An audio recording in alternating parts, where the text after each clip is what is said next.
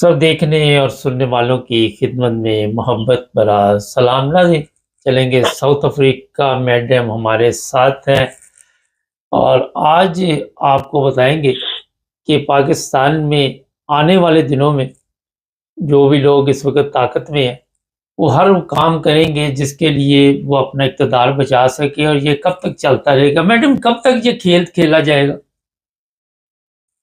अस्सलाम वालेकुम। वालेकुम सलाम। पाकिस्तान में जो खेल खेला जा रहा है मुझे तो वो खत्म होता नजर नहीं आ रहा, क्योंकि एक नई बात सामने आई है।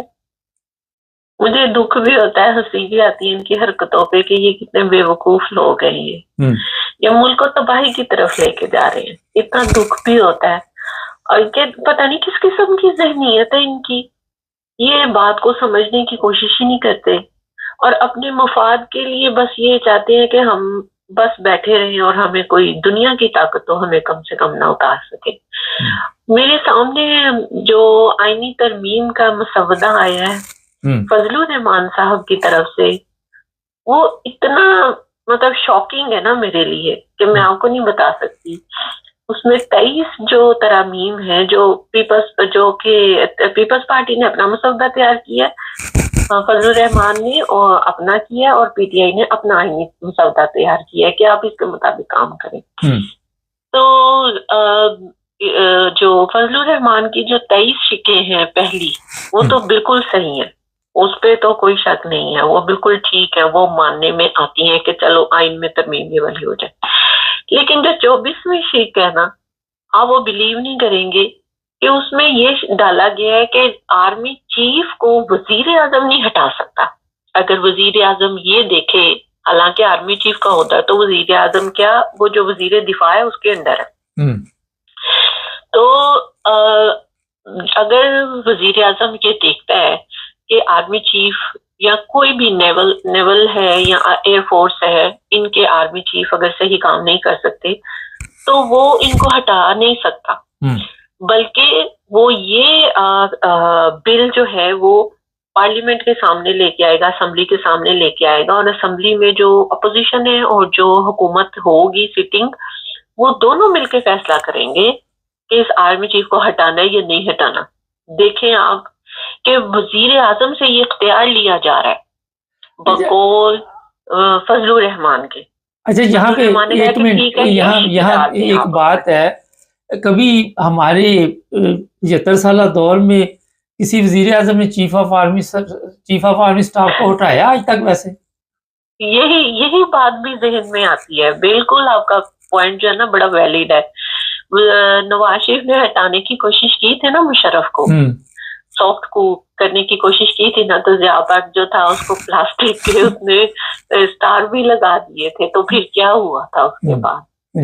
ये मेरी समझ में नहीं आता कि ये, इसीलिए मैं कह रही हूँ कि मुझे दुख भी होता है और मुझे हंसी भी आती है इनकी बेवकूफाना हरकतों के ऊपर कि आर्मी चीफ को तो वजीर आजम किसी सूरत नहीं हटा सकता, क्योंकि आर्मी चीफ ने अपने आप को इतना पावरफुल कर लिया है आईएसआई के जरिए, अपने सारे वो अहकामात आईएसआई के जरिए पूरे करवाता है। एक वैसे यहाँ बड़ी मजे की बात है मैडम, एक बड़ी मजे की बात है कि जो बंदा चीफ ऑफ आर्मी स्टाफ की मंजूरी देता है वो कमजोर हो जाता है, और जिसकी मंजूरी दी जाती है वो ज्यादा ताकत में आ जाता है। कैसा जबरदस्त सिस्टम है। बिल्कुल बिल्कुल ऐसी बात है। जो अपॉइंट करते हैं वो उसको हटा ही नहीं सकते। वो जो अपॉइंट होती है ना, इनकी अपॉइंटमेंट होती है वो भी बराए नाम होती है। ये जो चीफ ऑफ आर्मी स्टाफ की अपॉइंटमेंट है ये तो कहीं और से आती है। ये तो बस ये जो मैंने आपको पहले भी कई बार बताया कि ये जो कठपुतली हुकूमतें हैं इन्होंने तो ऑर्डर मानने हैं। वो जो आजकल एक बड़ी 2-3 किस्म की जो वीडियो वायरल हो रही है ना खान साहब की, जिसमें वो जब तकरीर करने के लिए डाइस पे आते हैं तो उनके आगे पेपर रखा जाता है या फिर उनको फैज हमीद पर्ची पकड़ाता है तो वो पर्ची जेब में डाल लेते हैं और वो पेपर उठा के उसको मिलिट्री अपने जो उनका सेक्रेटरी है उसको वापस करते हैं। तो वो बड़ी ये वायरल हो रही है कि ये लिखा हुआ आता था कि वजीर आजम ने ये पढ़ना है, लेकिन खान साहब की लड़ाई यहाँ से शुरू हुई कि वो जो فوج ان کو کہتی تھی، فوج کیا وہ جو آرمی چیف کہتا تھا کہ یہ کرنا آپ نے، تو وہ نہیں کرتے تھے. تو لڑائی جو ہے اس کا آغاز جو ہے وہ یہاں سے ہے. اور واقعی میں بات بھی ابھی جو حالات ہم دیکھتے ہیں نا، وہ یہی ہمیں نظر آتا ہے کہ اصل جو خان صاحب کا جھگڑا جو ہے وہ کیا ہے، کہ وہ چاہتے ہیں کہ وزیر اعظم جو ہے وہ طاقتور ہو. جو آئین میں وزیر اعظم کو اختیار دیے اس کے مطابق وہ اپنے اختیارات کو استعمال کریں. تھوڑا پیچھے چلتے ہیں میڈم، تھوڑا پیچھے چلتے ہیں. بھٹو کے دور میں بھی تو آپ کے علم میں ہے کہ ضیاء نے جس طرح بھٹو کو پکڑ لیا تھا اور بعد میں پھانسی لگا دی. تو ہمارا تو چیف آف آرمی اسٹاف شروع سے طاقت میں ہے، تو یہ فضل الرحمان صاحب کو لکھنے کی ضرورت کیا تھی؟ بس وہ ایسے ہے کہ باقاعدہ اس کو آئین میں شامل کر دیا جائے. یہ تو ابھی پہلے سب کچھ آئین کے مطابق چل رہا ہے، لکھا ہوا نہیں ہے. اوہ میڈم، پہلے آئین کے مطابق کچھ چل رہا ہے وہاں؟ نہیں چل تو نہیں رہا، لیکن ہم جو عوام کو تھوڑا بہت جو پتہ چل گیا آئین اور قانون کا، وہ چاہتے ہیں کہ ان کے دلوں سے بھی شک اور شبہات جو ہے وہ نکل جائیں، اور یہ ان کے سامنے ہم یہ پرچہ لہرا دیں کہ یہ آئین میں لکھا ہوا ہے. اس لیے یہ اس طرح سے ہو رہا ہے. آپ دیکھیں کہ جو بھٹو کی بات آپ نے کی، تو 7 سال وہ بھی ایوب خان کی گود میں بیٹھا تھا. ٹھیک ہے، اس کے بعد جب وہ الیکشن ہوئے اور پھر نہیں مینڈیٹ دیا گیا اور بھٹو نے پھر لے لیا مینڈیٹ، اور پھر بھٹو کے ساتھ کیا ہوا کہ جو ہماری اسٹیبلشمنٹ ہے نا، یہ سارے اپنی مہرے استعمال کرتے پھر ان کو ٹیشو پیپر کی طرح ڈسٹ بن میں پھینک دیتی ہے.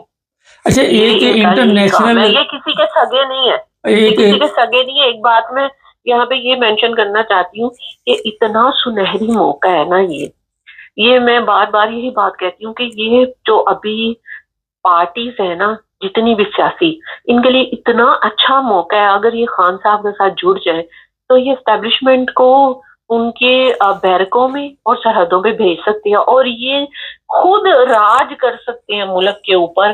یہ اتنی طاقتور سیاسی جماعتیں بن سکتی ہیں. وہ تو آپس میں تو میڈم وہ چائے کا کپ نہیں پی سکتے، آپ کہتے اکٹھے ہو جائیں. اپنے مفاد کے لیے تو اکٹھے ہوئے ہیں نا، لیکن ملکی مفاد کے لیے. عمران خان کی سوچ جو ہے نا، عمران خان کی سوچ آپ کے علم میں جب عمران خان آیا تھا تو اس نے کہا تھا کہ یہ میرے خلاف سب اکٹھے ہو جائیں گے، تو اس کے خلاف تو اکٹھے ہو گئے، لیکن عمران خان کے ساتھ مل کر اکٹھے ہونے والا کوئی کام نہیں یہاں. لیکن میں ان کو یہ بتانا چاہتی ہوں، میں یہ بے وقوف لوگوں کو سمجھانا چاہتی ہوں، شاید یہ کبھی میرا یہ پروگرام سن لیں، آپ کا پروگرام، کہ میں کیا بات ان کو وضاحت کرنا چاہتی ہوں. کہ اگر آج یہ سٹینڈ لے لیں، ہماری یہ جو چند جرنل ہیں ان کے انگیزنٹ یہ کھڑے ہو جائیں، تو کل کو ان کے آپ دیکھ نہیں سکیں گے کہ ان کی پارٹی کتنی مضبوط ہوں گی اور کتنی اسٹرانگ ہوں گی. اور یہ اپنے ملک کے مفاد کے لیے اگر یہ سٹینڈ لیں گے تو عوام ان کے ساتھ بھی کھڑی ہوگی. اچھا، آج 14 تاریخ ہوگی میڈم، آج 14 ہوگی، 25 کو وہ جا رہے ہیں، وہ بیکری والی سرکار، کیا نام ہے اس کا، فائز عیسیٰ. ہاں جی. تو کیا دیکھ رہی ہیں ابھی تک؟ لگتا نہیں ہے.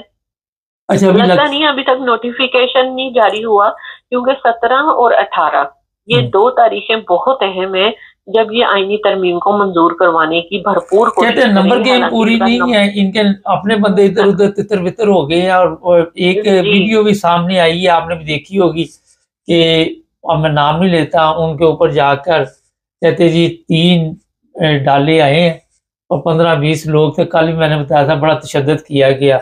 تو ان کے اپنے نمبر گیم تو پورے ہیں آپ کے خیال میں، یا پی ٹی آئی کو اب توڑیں گے؟ نہیں، نمبر گیم ان کے پورے نہیں ہے. بی ٹی آئی نے اپنے سارے بندے سیکیور کر لیے، ان کو خیبر پختونخوا بھیج دیا ہے.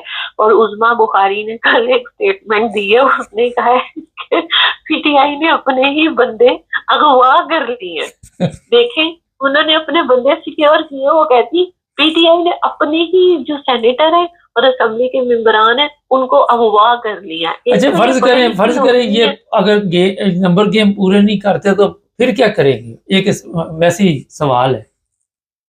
نمبر گیم پوری نہیں ہوگی تو ضرور ہے کہ یہ جو دوسری پارٹیز ہیں، مولانا فضل الرحمان، اس کو ظاہر ہے انڈر پریشر لائیں گے. اور وہ زرداری اور بلاول تو آلریڈی ان کے ساتھ ہی ہیں، لیکن یہ فضل الرحمان پہ بھرپور کوشش کریں گے کہ ان کے بندے ہمیں مل جائیں۔ اچھا ایک اور بھی چیز چل رہی ہے کہ جو فضل الرحمان کو منائے گا وہ وزیر اعظم بنے گا، بلاول کے کوئی دیکھ رہے ہیں آپ؟ جی نہیں، مجھے نہیں لگتا بلاول وزیر اعظم بنے گا، مجھے لگتا نہیں ہے۔ اور یہ جو انہوں نے خان صاحب کے ساتھ رابطہ ختم کیا ہے نا، یہ اسی لیے ختم کیا ہے، خبریں آ رہی ہیں کہ ملاقات رات کو ہوئی ہے کچھ دو لوگوں کی، اور دوبارہ کچھ اس طرح کی سودے بازی ہوئی ہے کہ انہوں نے کیونکہ جو پارلیمانی کمیٹی ہے پی ٹی آئی کی، ان کا اجلاس ہوا تھا رات کو، اور اس میں کہا گیا تھا کہ اگر یہ ہمیں خان صاحب سے ملاقات نہیں کرانے دیتے، چاہے ڈاکٹر کی کرا دے یا فیملی ممبر کے کسی ایک کی کرا دے، اگر یہ نہیں کراتے تو 15 کا احتجاج لازمی ہوگا ڈی چوک پہ، اور اگر کرا دیتے ہیں تو پھر ہم یہ احتجاج ملتوی کر دیں گے، کیونکہ وہ سمٹ ہو رہی ہے شنگھائی کی، تو اس وجہ سے یہ اس میں ہی کاروائی ڈالنا چاہ رہے ہیں۔ اب دیکھیں کیا ہوتا ہے۔ ویسے مجھے نہیں لگتا کہ یہ اپنے اس گھناؤنے منصوبے میں کامیاب ہوں گے، کیونکہ جو وکلا ہیں وہ عمران کی بہنوں کو بھی ڈیالہ بھیج دیا گیا نا، جیلم میں بھیجا ہے، ڈیالہ میں نہیں بھیجا، جیلم میں بھیجا، جیلم کی جیل لیکن ان میں کو بھی چھوڑ دیں گے، یہ کانفرنس کے بعد چھوڑ دیں گے میرا خیال۔ جوڈیشل ان کو کر دیا ہے، جوڈیشل ہے وہ، ابھی ان کی ضمانت کبھی بھی ہو سکتی ہے، تو وہ بہنیں جو ہے ان کی، بس وہی ہے کہ رابطہ نہ ہو سکے، کوئی اپڈیٹ نہ مل جائے کسی قسم کی کہ آپ دستخط کریں نہ کریں اس مسودے پہ۔ عمران خان پہ یہ بھی پابندی لگائی جا رہی ہے اگر ملاقات ہوتی ہے یا ہوگی ہے اس وقت تک جب آپ پروگرام دیکھ رہے ہوں گے، کیونکہ یہ اس کو کہا جا رہا ہے کہ آپ کوئی ایسا بات چیت کے ذریعے آرڈر جاری نہیں کریں گے۔ جی ایسے ہی ہے، پابندیاں تو آپ کو بتائیے لگاتے ہی ہیں جتنا ان کے کراچی میں خواتین کو کھینچ رہی ہیں، مار رہی ہیں، مرد جو اٹھا کے وہ لندن سے آئی ہوئی ہیں، وہ لندن سے آئی ہوئی ہیں پڑھ کے، یو کے سے آئی ہوئی ہیں، جن کو انہوں نے سڑکوں پہ گھسیٹا ہے۔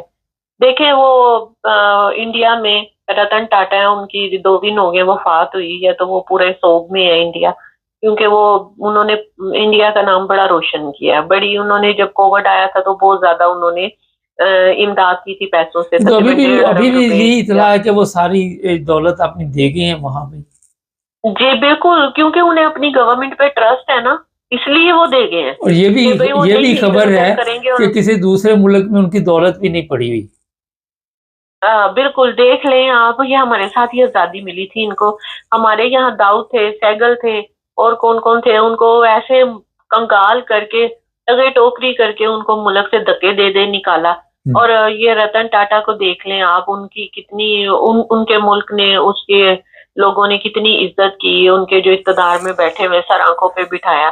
فرق ہے نا بھائی، اب کیا کریں، ہمارے تو یہاں پہ جو بھی ملک کی خدمت کرنے کا سوچتا ہے، کچھ کرتا ہے، اس کی تو زندگی یا جیرن ہو جاتی ہے۔ آپ دیکھیں لندن سے وہ آئی ہوئی ہیں پڑی ہوئی خاتون، اور ان کو سڑکوں پہ گھسیٹا گیا، کیا جرم ہے؟